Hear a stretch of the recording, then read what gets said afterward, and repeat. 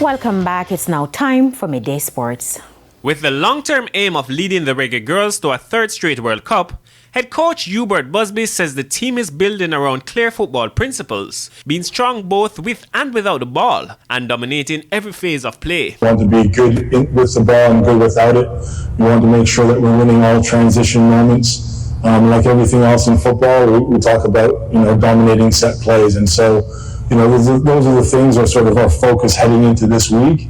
And above everything else, it's really important for us to bring the group together and have the team chemistry and camaraderie. That has been this group's superpower. Busby, who has brought in a few fresh players for the camp, says every player knows the weight of the Jamaican shirt and is encouraged to give their best as part of a long-term vision for 2027 and beyond. With the young players coming in, those ones that don't have many senior A caps, but they've had some youth caps coming in, so they understand what international football is. But we also know there's a massive jump between U20 football to senior football in our particular program, especially on the back of a team that's been very successful. So therefore, those players have to come in and embed into the system of what we're trying to do.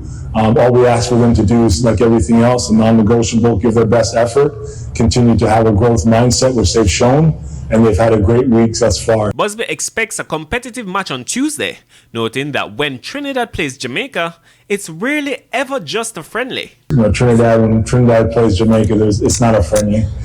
So I know Trinidad is, well coached. They'll be well prepared for us, and we know and we respect them, and we've taken that sort of approach to the game. So it'll be an intense match on home soil for them. Their objectives, obviously we wish them well, but their objectives also is to qualify for the World Cup for the first time. And for this group, we want to make history by going to the World Cup for the third consecutive time. Coach of Trinidad and Tobago, Damian Briggs, believes in his team despite limited preparation. We've been working together for 3 weeks, but it's been a fantastic 3 weeks where, for myself and the rest of the staff, we've seen a massive change, improvement every day, day in, day out, where, we're not here to think that it's going to be easy. We know it's going to be challenging, but we also believe in ourselves, and we want to just represent the country and to the best of our levels. The match will kick off at 8 p.m. in Trinidad, 7 p.m. local time. And that's the extended edition of Midday News. I'm Carrie Simpson. Join us at 7 for Primetime News. On behalf of the news, sports and production teams, good afternoon.